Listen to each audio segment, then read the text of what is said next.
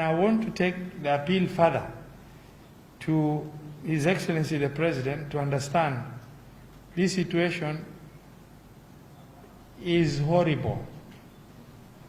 It's ugly, and our security situation is not getting any better. As the President of the Republic of Kenya, I wish I can stand here and say there is any security support that he has not given, that I can say there is gap in terms of support from the President or the security managers at the top level. Everything I have literally asked for Mandera in terms of security have been provided, but there are still gaps in terms of security provision. We have more than 3,000 security forces in this town, in this county. But Al-Shabaab have had access to areas they have never previously accessed.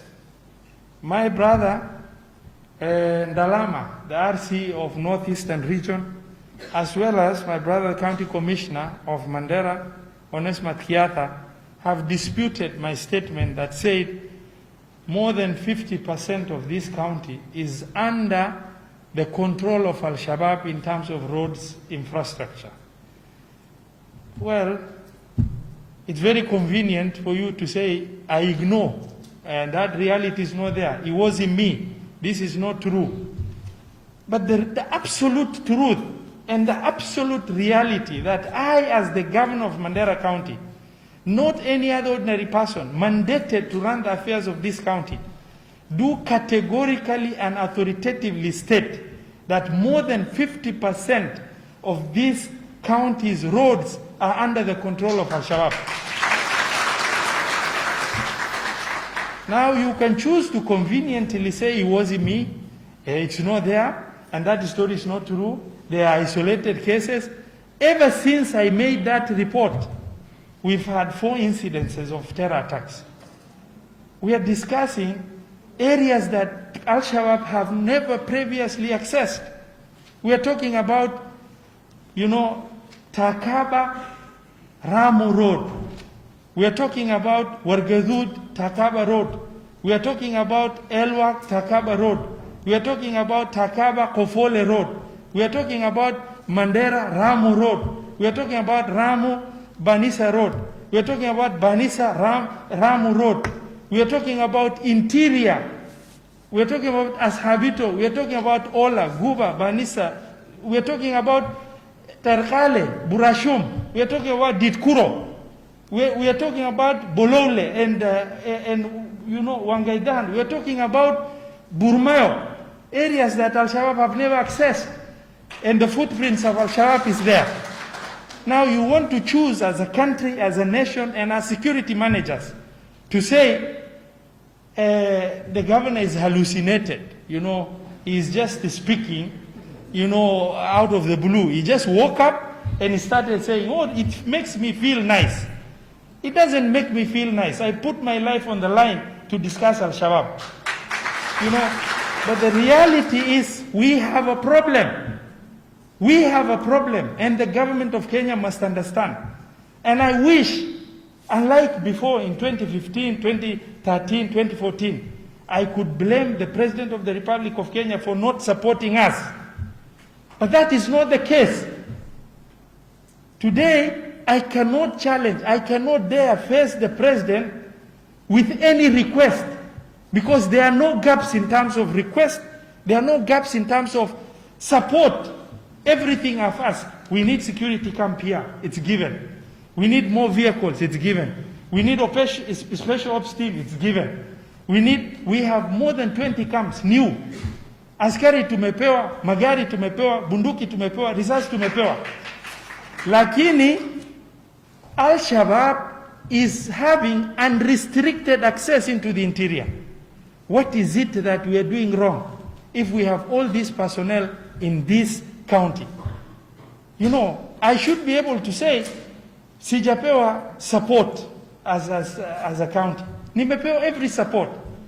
But the management of security in the county, at the regional level and at the county level, has an issue with respect to dealing with these terror threats that is extremely dynamic, changing face.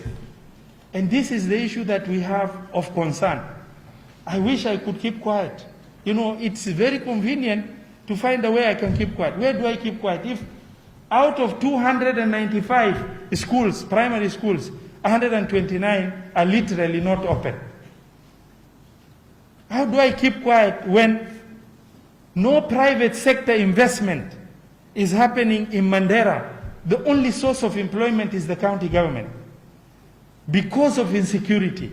How do I keep quiet when we cannot attract special skilled personnel to come and work for us in the hospitals and other departments from other counties because of insecurity?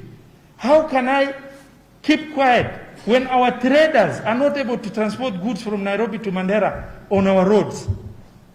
How do I keep quiet when I cannot move freely with the other leaders to be able to go to constituencies and wards freely?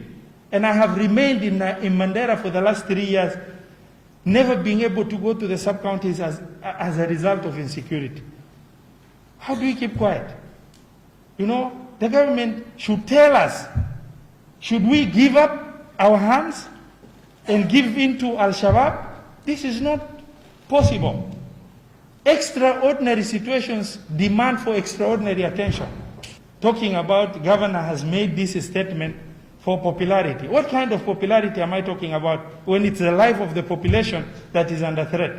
Last night, just last night, the Guru Mosque was attacked. If it's not for the public, that would have been a major disaster. Every day, areas previously unaccessed is happening. The best way to solve a problem is to acknowledge the existence of the problem. If you are in a state of denial, how do you solve? If the RC is in a state of denial, the county commissioner is in a state of denial, how do you solve a problem? How do you plan for a problem whose existence you refuse? How do you plan for a problem whose existence you refuse? Providing a solution starts with acknowledging there being the problem. There is nothing required from Nairobi. Everything is here. We just need to strategically plan to make sure the resources we have of security within the county is optimally utilized to make sure that we deal with the challenge at hand. This is unacceptable. It is unacceptable. And I cannot keep quiet. It's impossible as a leader for me to say, no, this is fine. Mimi Sasa, security is not my mandate. The public affairs is my mandate. Their welfare is my mandate. Their problem is my mandate. Their schooling is my mandate.